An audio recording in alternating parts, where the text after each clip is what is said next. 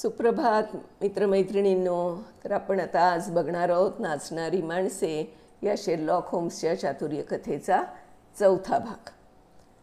तर आपण बघितलं मागच्या भागामध्ये की होम्स त्या सगळ्या कागदांचे जे चिठोरे आले होते ते वाचत होता, त्याचा अभ्यास करत होता आणि त्याला काहीतरी त्यातनं उमगलं होतं. पुढे बघूया काय होतं आहे. होम्सने केलेल्या टेलिग्रामला उत्तर यायला फार वेळ लागला. 2 दिवस होम्स चातकासारखा वाट पाहत होता. प्रत्येक वेळी बेल वाजली की क्युबिट आला असं त्याला वाटायचं. दुसऱ्या दिवशी संध्याकाळी क्युबिटचं एक पत्र आलं. सनडायलच्या चौथऱ्यावर नाचणाऱ्या माणसांच्या अनेक आकृत्यांचा एक संदेश लिहिला गेला होता. त्याची त्या पत्रात नक्कल होती. बाकी विशेष काही घडलं नव्हतं. त्या आकृत्या अशा होत्या. असं खूप सगळे त्या वारली पेंटिंगमध्ये आपण काढतो तशा त्या आकृत्या होत्या. होम्स थोडा वेळ त्या आकृत्यांचं निरीक्षण करीत बसला आणि एकदम ताडकन उठून म्हणाला, "छे, हे प्रकरण आपण फार वेळ गलथानपणाने चालू दिलं. नॉर्फॉकला आपण लगेच आज रात्री पोहोचू शकू अशी एखादी गाडी आहे का रे वॅटसन?" होम्सचा चेहरा फारच चिंताग्रस्त झाला होता. अगतिकतेने आणि काहीशा स्वतःचीच चूक झाली आहे की काय या शंकेने तो काळवंडलेला होता. मी टाईम टेबल बघून म्हटलं, "नाही बुवा, शेवटची गाडी नुकतीच गेली." "ठीक आहे, उद्या ब्रेकफास्ट लवकर घेऊन सकाळची पहिली गाडीच पकडू. आपण क्युबिटच्या घरी हजर असणं फार आवश्यक आहे," होम्स म्हणाला. तेवढ्यात मिसेस हडसन या हाऊसकीपरने एक टेलिग्राम आणून दिला. होम्सने तो आतुरतेने उघडला आणि टेलिग्राम वाचून तो म्हणाला, "वॅटसन, क्युबिटला या प्रकरणाची नीट कल्पना देण्यासाठी आपण तासाभरात क्युबिटच्या घरी पोचलं पाहिजे. तो फारच मोठ्या संकटात सापडायची शक्यता आहे. जीवघेण्या जाळ्यात तो सापडला आहे." होम्स असं म्हणाला खरा, पण काही इलाज नव्हता. आम्हाला दुसऱ्या दिवशी सकाळी निघावं लागलं. आम्ही क्युबिटच्या घराकडे जाण्यासाठी सोयीस्कर अशा स्टेशनवर उतरलो. तिथून क्युबिटचे घर सुमारे 8 मैल दूर होतं. स्टेशन मास्तरनं आम्हाला विचारलं, "तुम्ही लंडनहून आलात का? गुप्तचर आहात का?" होम्सने त्रासल्या चेहऱ्याने विचारले. "का? तुम्हाला असं का वाटलं?" "कारण नॉर्विचचा इन्स्पेक्टर मॉर्टन नुकताच क्युबिटच्या घराकडे गेला आहे आणि कदाचित सर्जन असाल तुम्ही. मिसेस क्युबिट अजून जिवंत आहेत, म्हणजे माझ्या आतापर्यंतच्या माहितीप्रमाणे तरी. तर तुम्ही तिला अजून वाचवू शकाल. अर्थात ती शेवटी फाशी जाणारच," स्टेशन मास्तर म्हणाला. होम्सचा चेहरा अक्षरशः काळजीने काळा ठिक्कर पडायला दिसला. तो कसा बसा स्टेशन मास्तरला म्हणाला, "आम्ही क्युबिटच्या घराकडे जातो आहो हे खरंच, पण तिथे काही विशेष घटना घडली आहे का?" "फारच भयंकर घटना. मिस्टर हिल्टन क्युबिट आणि त्याची बायको दोघेही गोळीचे बळी झाले आहेत. म्हणजे बायकोनं प्रथम हिस्टनला गोळी घातली आणि मग स्वतःवर झाडली असं अर्थातच त्या घरातली नोकरमंडळी सांगतायत. हिल्टन तर मेलाच आणि त्याची बायकोही मृत्यूशी झगडते. नॉर्फॉकमधल्या प्रख्यात आणि सभ्य घराण्याची काय ही शोकांतिका," स्टेशन मास्तर हळहळत म्हणाला. त्याला तसाच हळहळत ठेवून आम्ही निघालो. एक गाडी ठरवली आणि क्युबिटच्या घराकडे निघालो. 7-8 मैलांच्या त्या प्रवासात होम्सने तोंडही उघडलं नाही. इतका अस्वस्थ आणि अबोल झालेला असा मी त्याला फारच कमी वेळ पाहिला होता. त्याच्या मनात रेंगाळत भेडसावत असलेल्या भीतीने इतके उग्र स्वरूप धारण केलेले पाहून तो दुखावला गेला होता.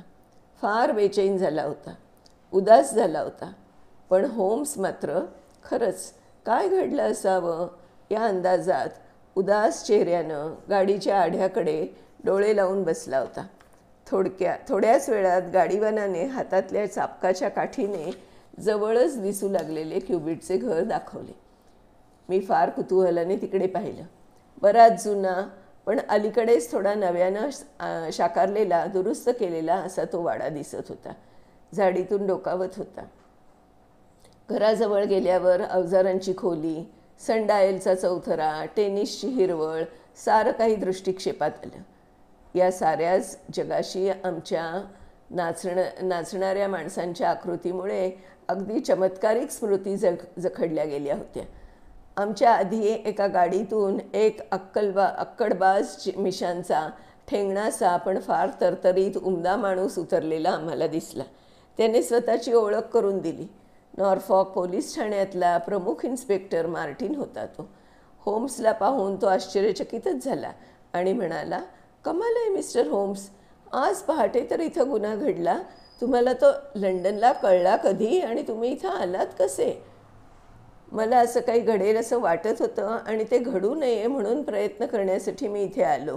पण होम्स म्हणाला, पण आम्हाला माहीत नसलेला महत्त्वाचा पुरावा तुमच्याजवळ असला पाहिजे, कारण क्युबिट दाम्पत्य फार प्रेमळ जोडपं म्हणून सर्वांना माहीत होतं.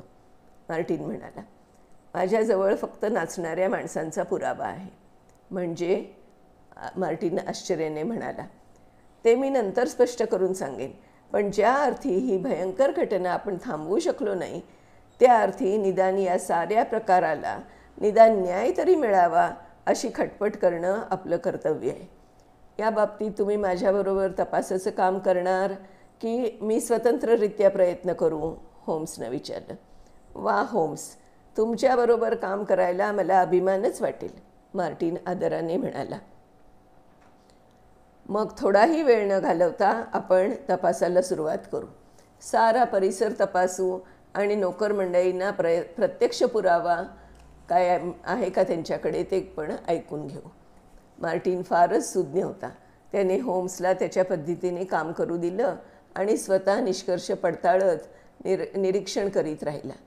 त्या गावचा सर्जन हिस्टन क्युबिटच्या बायकोला तपासून खाली आला. त्याने सांगितलं की तिच्या जखमा गंभीर अशा स्वरूपाच्या असल्या तरी धोकादायक ठरतील अशा नाहीत. मात्र गोळी तिच्या मेंदूच्या पुढच्या भागाला घासून गेली आहे. ती थोड्या वेळाने शुद्धीवर येईलच. तिने स्वतःला गोळी मारून घेतली की दुसऱ्या कोणी तिला गोळी मारली हे सांगणं कठीण आहे, असं तो म्हणाला. अर्थात गोळी फार जवळून मारली गेली आहे यात शंका नाही. खोलीत एकच पिस्तूल सापडलं आणि त्यातल्या 2 गोळ्या झाडल्या गेल्या होत्या हेही दिसलं. हिल्टन क्युबिटच्या थेट काळजातच गोळी घुसलेली आहे. असंही शक्य आहे की हिल्टननं तिच्या आधी गोळी झाडून मग स्वतःवर झाडली असावी किंवा तीसुद्धा गुन्हेगार असावी, कारण पिस्तूल दोघांच्या मध्ये पडलेलं आहे. क्युबिटचं शव हलवलं का? होम्सनं विचारलं. नाही, फक्त मिसेस क्युबिटनं हलवलं आहे. अशा जखमी स्थितीत त्यांना तसंच राहू देणं आम्हाला बरं वाटेना, डॉक्टर म्हणले. डॉक्टर, तुम्ही इथे किती वेळ आहात? होम्सने विचारलं. 4 वाजल्यापासून. दुसरं कोणी आहे इथे? एक पोलीस आहे. तुम्ही कशाला हात लावला आहे? कशालाही नाही, डॉक्टरने सांगितलं. वा, फारच सुज्ञपणानं आणि तारतम्यानं वागलात. तुम्हाला कोणी बोलवलं? होम्सने विचारलं. घरातल्या मोलकरणीनं, सँडर्सनं. तिनं पहिल्यांदा या प्रसंगाबद्दल हाकाहाक केली का? होय, तिनं आणि स्वयंपाकणीनं, म्हणजे मिसेस किंगनं. या दोघी कुठे आहेत? बहुधा स्वयंपाकघरात, असे डॉक्टर म्हणले. मग आपण त्यांच्या तोंडून सारी हकीकत ऐकणं जास्त श्रेयस्कर ठरेल, असं म्हणून होम्स त्या उद्योगाला लागला. ओक लाकडाची जमीन, उंच खिडक्या असलेला तो जुना दिवाणखाना आम्हाला कोर्ट म्हणून उपयोगी पडला. होम्स एका जुन्या मोठ्या खुर्चीवर बसला. त्याचे डोळे कसल्या तरी निश्चयाने चमकत होते. क्युबिटला वाचवता आलं नाही तरी त्याचा बळी घेण्याचा, दुष्टाचा सूड घेण्याचा त्याने निश्चय केलेला दिसत होता. इन्स्पेक्टर मार्टिन, म्हातारा डॉक्टर, मी आणि एक दणकट पोलीस असे आम्ही या जुजबी कोर्टाचे कामकाज पाहणारे म्हणून बसलो होतो. मोलकरीण आणि स्वयंपाकीण दोघींनी आपली हकीकत सांगितली. अगदी तपशीलवार, सुसंगत अशी सांगितली. पिस्तुलाच्या पहिल्या धडक्याने त्या दोघी जाग्या झाल्या आणि थोड्या वेळाने त्यांना दुसरा धडाका ऐकू आला. त्या दोघी शेजारच्या खोलीतच झोपतात. मिसेस किंग सॉन्डर्सच्या खोलीत धावत शिरली आणि नंतर दोघीही जिन्यावरून तशाच धावत खाली आल्या. अभ्यासिकेचं दार उघडं होतं आणि मेणबत्ती टेबलावर जळत होती. त्यांचा धनी खोलीच्या मध्यावर मरून पडला होता. खिडकीजवळ धनीण भिंतीला टेकून पडली होती. तिला जबर जखम झाली होती. तिचा चेहरा रक्ताने लाल झाला होता. अत्यंत जड श्वासोश्वास करून ती जिवंत होती हे कळत होतं, पण ती काहीही बोलण्याच्या परिस्थितीत नव्हती. खोली आणि खोलीकडे जाणारा मार्ग जळत्या बंदुकीच्या दारूच्या धुराने आणि वासाने भरून गेले होते. खिडकी आतून नक्की बंद केलेली असावी. दोघींचेही या बाबतीत एकमत होते. त्यांनी लगेच डॉक्टरला बोलवलं आणि पोलिसात वर्दी दिली. नंतर मोत्तद्दाराच्या आणि गड्याच्या मदतीने जखमी धनिणीला तिच्या खोलीत नेलं. हिल्टन आणि एल्सी ही दोघेही आपापल्या बिछाण्यावर झोपी गेली होती आणि नंतर काहीतरी कारणाने उठून अभ्यासिकेत गेली होती हे त्यांच्या पोशाखावरून लक्षात येत होतं. अभ्यासिकेतली एकही वस्तू हलवलेली नव्हती. दोघींच्याही आतापर्यंतच्या माहितीप्रमाणे हिल्टन आणि एल्सी कधी भांडली नव्हती. अत्यंत प्रेमळ आणि परस्परांवर निरतिशय प्रेम करणारे, एकमेकांच्या सुखदुःखात एकरूप झालेले असे ते जोडपे होते. असंच आम्हाला नेहमीच वाटत होतं, असं त्या दोघीही म्हणाल्या. नोकर मंडळींच्या पुराव्यात हे महत्त्वाचे मुद्दे होते. घराचा प्रत्येक दरवाजा बंद असून कोणीही आत आलं नसावं अथवा निसटून पळण्याची शक्यताही नव्हती. इन्स्पेक्टर मार्टिनच्या प्रश्नाला त्याने वरीलप्रमाणे ठाम उत्तर दिलं. होम्सने विचारल्यावर त्यांनी सांगितलं की पिस्तूलचा धडाका ऐकल्यावर खोलीतून बाहेर पडल्यापासून त्यांना बंदुकीच्या दारूचा वास येतच होता. होम्स मार्टिनला म्हणाला की मार्टिन, हे यांचे म्हणणं नीट लक्षात ठेवण्यासारखं आहे. आता आपण अभ्यासिकेची नीट तपासणी करू.